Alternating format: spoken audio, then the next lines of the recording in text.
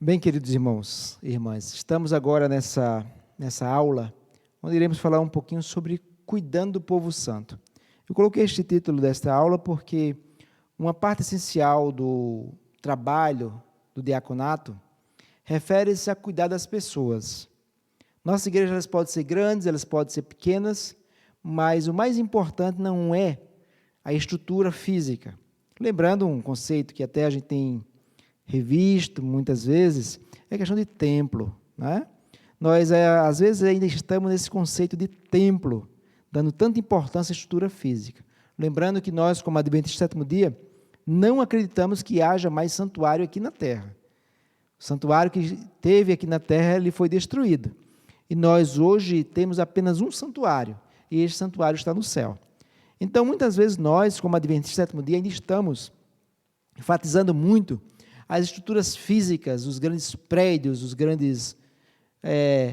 as estruturas, e esquecemos de cuidar bem do povo santo. Então, eu trago para nós agora uma reflexão breve sobre o trabalho do diaconato, os diáconos e as diaconisas, sobre esse cuidado que devemos ter com o povo santo. E eu trago já para nós esse primeiro conceito, que seria o conceito que a gente precisa analisar. Quem seria o povo santo? O conceito do próprio remanescente, que a gente precisa revisitar, os que a gente chama, os dos outros apriscos, que Jesus falou, os visitantes e os amigos, né? A gente às vezes ainda usa esse termo, né? Temos aqui os visitantes, temos aqui os amigos e as minhas ovelhinhas. Então, eu queria trazer para nós pensarmos um pouco. Eu trouxe como base, para esse começo, o livro Nisto Cremos. Não sei se você tem o livro Nisto Cremos. O diácono e a diaconisa tem de ter algumas ferramentas de trabalho, e uma dessas ferramentas é o livro Nisto Cremos. O livro Nisto Cremos, ele, para alguns, de forma muito profunda, para outros, de forma mais simplificada. Mas o livro Nisto Cremos, ele trabalha, irmãos, nossas crenças. Então, assim, são as 28 crenças dos Adventistas do Sétimo Dia. Então, você precisa ter esse livro, seja em formato de livro, seja em um arquivo PDF, para que você possa tanto estudar como também ensinar para outras pessoas. E aqui eu trago, por exemplo, a crença número 12, quando coloca que a igreja é a comunidade dos crentes. Eu trago algumas partes grifadas. A igreja é a comunidade de crentes, a igreja é a família de Deus, a igreja é o corpo de Cristo, a igreja é a noiva pela qual Cristo morreu. Ou seja, irmãos, nós cremos que a igreja é um conjunto de pessoas que foram salvas por Cristo. E aí nós vemos que nós precisamos tratar bem o povo santo. Foi embora essa época que diácono e diaconisa eram aqueles que repreendiam, chamavam atenção, às vezes até pegavam as crianças e era o terror das crianças. Irmãos, diácono e diaconisa tem uma função especial a desempenhar. Nós já vimos em outra aula a questão de cuidar do lugar santo, mas precisamos enfatizar muito o cuidar das pessoas. E é interessante porque no próprio Nisto Cremos, nós podemos ver o seguinte, os termos visível e invisível têm sido utilizados para distinguir dois aspectos da igreja sobre a terra. A igreja visível, irmãos, somos nós. A igreja visível é a igreja de Deus, organizada para o serviço. E ela se prepara pessoas para o breve regresso de Jesus. E a igreja invisível? A igreja invisível também é conhecida como igreja universal. É composta dos filhos de Deus em todo o mundo e inclui os crentes que estão dentro da igreja visível e muitos outros que, embora não pertencendo à igreja visível, têm seguido a luz que conhecem. Isso é importante a gente perceber, porque na cerimônia, por exemplo, da ceia, onde nós adventistas participamos de uma cerimônia que a gente chama cerimônia aberta, permite que todos os cristãos participem. Então, quando você não compreende a igreja visível e a igreja invisível, segundo a Bíblia, você às vezes tem dificuldade em entender, porque nós permitimos que outras pessoas que não são adventistas do sétimo dia participem da ceia.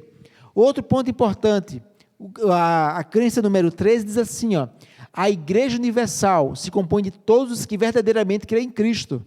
Mas nos últimos dias, em tempo da ampla apostasia, o remanescente tem sido chamado para fora, a fim de guardar os mandamentos de Deus e a fé em Jesus. É importante destacarmos que nós somos remanescentes. Esse remanescente anuncia a chegada da hora do juízo, proclama a salvação por meio de Cristo e prediz a aproximação do segundo advento. Então, o diácono, a diaconisa, ele precisa ter isso sempre em mente, que nós temos uma função como remanescentes, uma função a desempenhar.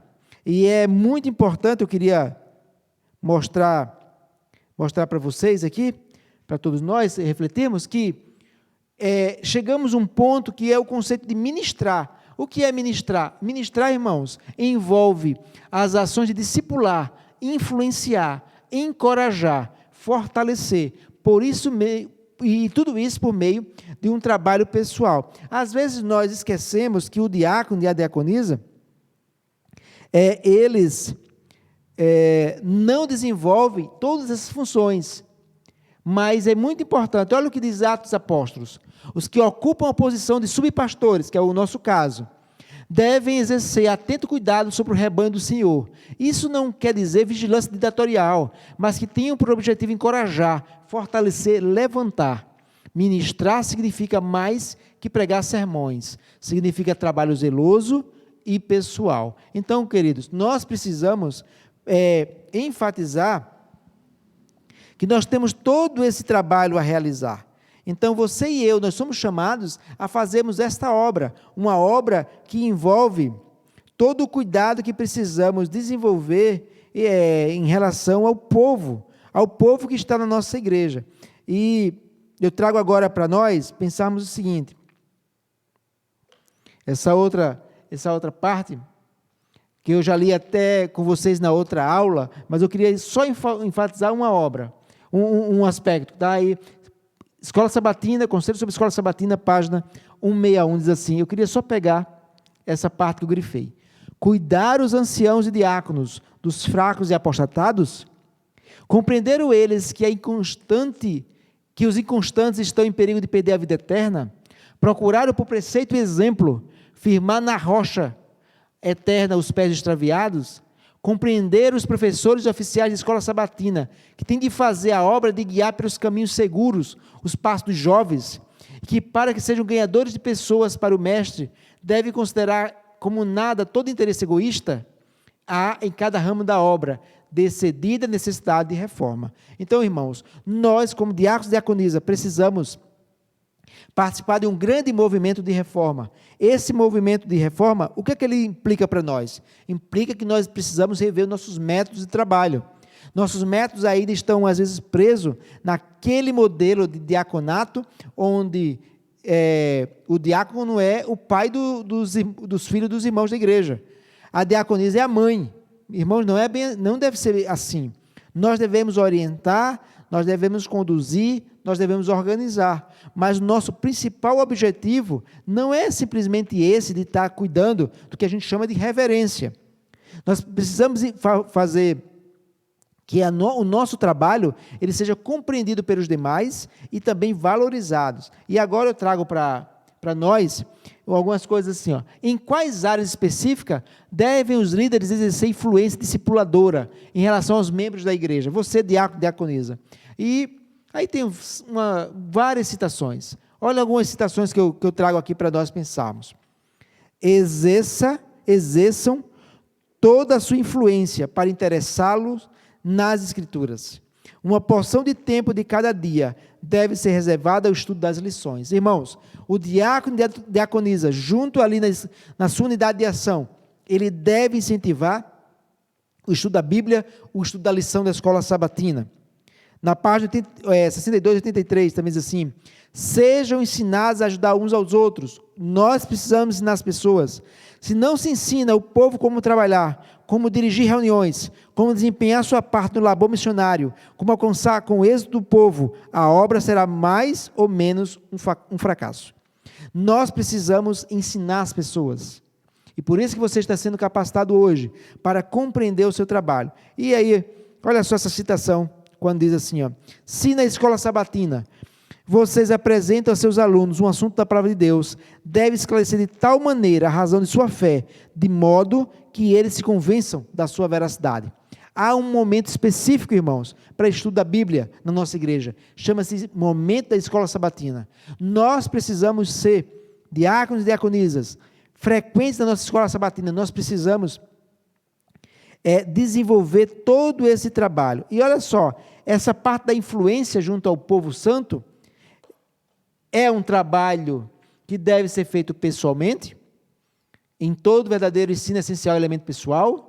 Em seu ensino, Cristo tratava com os homens individualmente. Cristo não trabalhava, irmãos, os grandes grupos. Cristo falava pessoalmente às pessoas. Segundo, não deve ser negligenciada a visitação de casa em casa. Diácono e diaconisa, você precisa ter um roteiro de visita. Você precisa ter, juntamente com os anciãos, uma divisão das famílias a serem visitadas a cada semestre ou a cada mês. O exemplo é poderoso, nada influencia mais que o próprio exemplo. 4, o amor e compaixão também são essenciais no trabalho do pastoreio. 5, permanência. O trabalho pastoral não acaba, projeta-se permanentemente na vida dos discípulos. E 6, comunhão.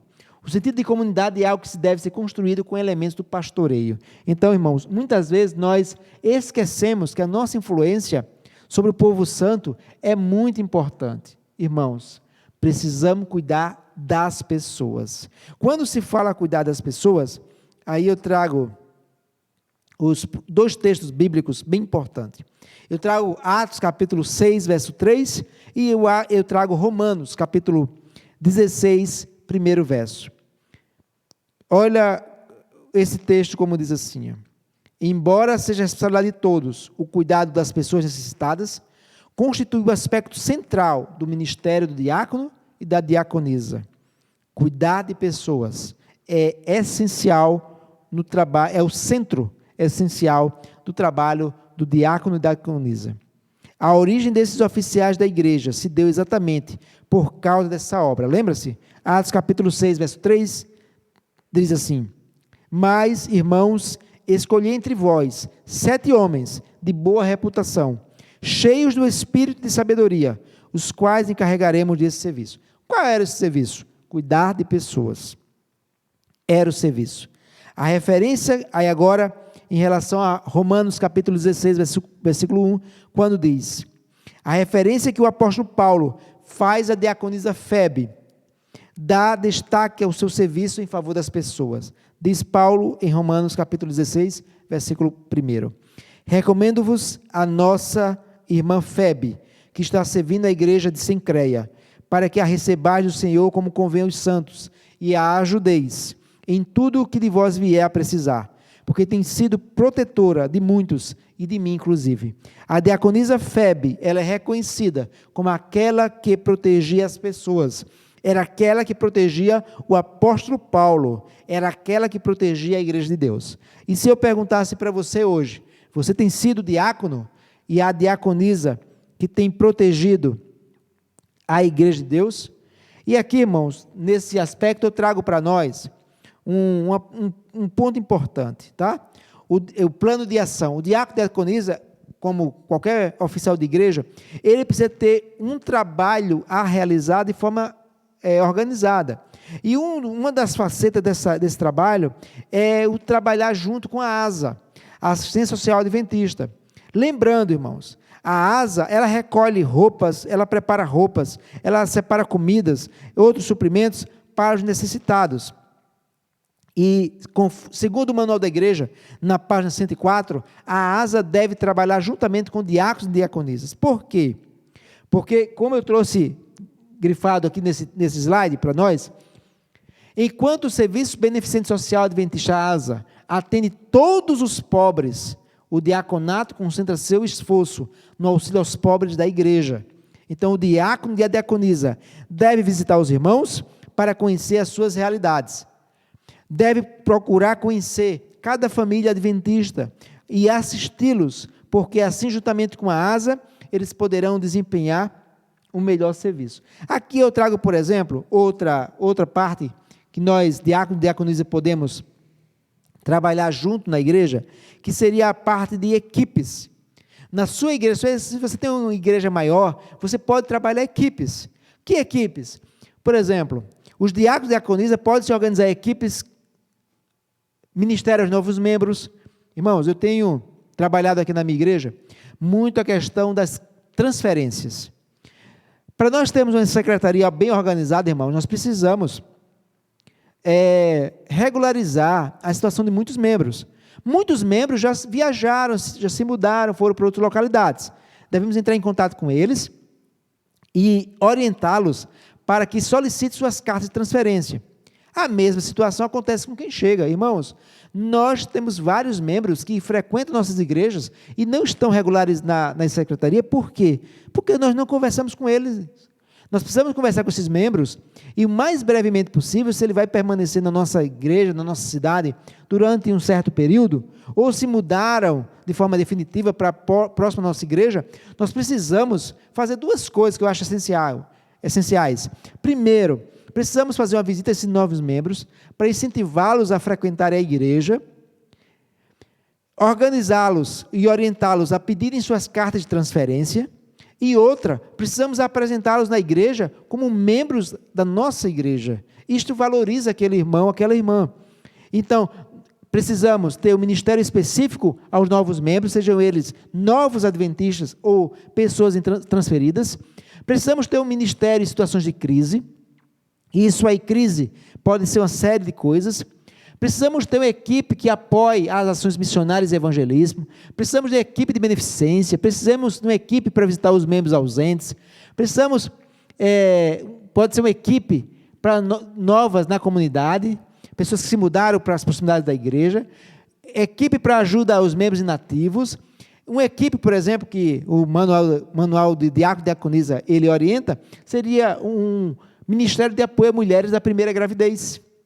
Então, as diaconisas, irmãos, precisam ter um trabalho mais próximo ao Ministério da Mulher, ao Ministério Jovem também, e equipe também de apoio aos desempregados. Aqui eu trouxe para nós só alguns exemplos de como nós podemos cuidar melhor do povo santo. E agora, eu queria trazer para vocês uma parte que eu acho essencial, que é a parte da visitação. Irmãos, nós temos visitado muito pouco uns aos outros. Chamamos uns aos outros irmãos, mas não sabemos onde eles moram, se eles trabalham, se eles têm o que comer. Nós precisamos, irmãos, visitar as pessoas. Olha o que diz o livro Evangelismo, na página 431. Esse trabalho de casa em casa, em busca de pessoas, a procura da ovelha perdida, é o trabalho mais importante que se possa efetuar.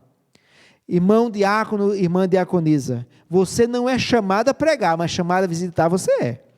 O Ministério da Visitação é uma das principais atividades dos diáconos e das diaconisas. Está no Manual da Igreja, página 81. Uma responsabilidade importante dos diáconos e diaconisas é visitar os membros da igreja em seus lares. Em muitas igrejas, isto é realizado distribuindo os membros por distritos e designando o diácono para cada distrito, com o objetivo de que visite cada lar, pelo menos uma vez por trimestre. Então, seria tão bonito e tão importante se nós seguíssemos essa orientação do ministério, do Manual da Igreja. O Manual da Igreja coloca você e eu, diáconos e diaconisas, para juntos visitarmos as pessoas. E aí, eu trouxe agora para vocês aqui uma estrutura, tá? Que está lá no manual do diácono e da diaconisa, falando sobre estrutura do processo de visitação proposto pelo manual. E aqui eu coloco algumas coisas importantes, tá? Algumas dicas importantes na visitação, que eu queria deixar para nós aqui. Propósitos. Irmãos, precisamos saber o que fazer durante uma visita. Visita espiritual, irmãos, não é aquela visita longa, porque senão você perde o foco. Mas precisamos saber o que fazer durante a visita. Precisamos aprender alguns conselhos úteis. No manual tem vários conselhos. E precisamos, irmãos, sair de casa sempre com textos bíblicos apropriados. Nós temos tanto a Bíblia do pastor, a Bíblia do ancião, a Bíblia do diácono, da diaconisa. Nós temos a própria Bíblia Andrews. Nós precisamos, irmãos, ter textos bíblicos para cada assunto. E aí eu trago para nós essa parte da ênfase principal, por exemplo. É diferente quando você visita um membro da igreja para um novo converso, um fraco na fé, irmãos idosos, irmãos enfermos, irmãos enlutados e os irmãos solitários, ou aqueles que vivem sozinhos. Então, cada ênfase, você precisa ter textos bíblicos apropriados, você precisa desenvolver melhor essa habilidade da visitação. E um ponto importantíssimo que o diácono desenvolve, que a diácono desenvolve, é a defesa da unidade. Irmãos, nós temos muitos que estão lutando contra a unidade do corpo de Cristo. E o diácono e a diaconisa, eles são chamados a desenvolver um trabalho específico sobre a unidade. E aqui eu trago uma citação que diz assim, quando o Espírito Santo opera poderosamente, o inimigo suscita dissensões que estrangula a missão, reprime o crescimento, limita a efetividade evangelizadora. O conflito é o anestésico da paixão pelo testemunho. A unidade é a cultura que floresce o testemunho. Irmãos, quando estamos unidos, o testemunho aparece. Quando estamos em divisão, a paixão pelo evangelismo morre. Quer reavivar a chama do evangelismo? Precisamos estar unidos. Quer acabar com o evangelismo? Promovamos a dissensão. E essa citação que eu trago para nós mostra várias coisas, várias lições do livro de Atos, capítulo 6. Primeiro, os discípulos agiram prontamente. Irmãos, não podemos deixar que a dissensão aumente, precisamos agir prontamente contra a dissensão. Segundo, os discípulos buscaram consenso. Devemos reunir os envolvidos, discutir a situação e propor uma solução. Terceiro, os 7 homens foram escolhidos para resolver o problema. O grupo escolhido, 2 eram bem conhecidos, Estevão e Filipe. A escolha de pessoas bem conhecidas na comunidade confere credibilidade à escolha. 4 eram relativamente desconhecidos, mas eram honestos, espirituais e sábios. Irmãos, precisamos de pessoas espirituais, honestas e sábias, como eu já falei no outro momento. Então, essa parte da unidade é bem importante. E outra parte muito importante, o diácono e a diaconisa, eles são chamados a cuidar dos interesses financeiros e dos negócios da igreja. Não apenas recolher donativos, dízimos, ofertas, pactos, não. Mas precisamos zelar pela igreja. Hoje, assim como foi nos dias dos apóstolos em Atos, hoje a indicação de diáconos por meio da eleição propicia bênção semelhante à administração da igreja, aliviando tantos pastores, anciãos e outros oficiais da igreja para desempenharem outras funções. Então, nós precisamos cuidar muito bem da propriedade da igreja.